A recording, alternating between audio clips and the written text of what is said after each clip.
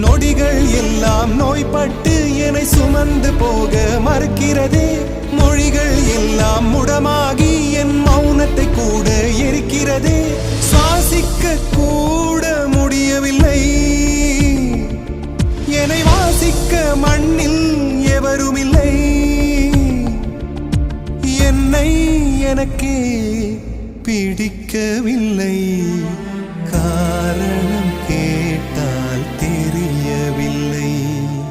நினைவுகள் நெஞ்சினில் புதைந்ததினா நெருப்பால் எந்த நெஞ்சை சுடுகின்றேன்.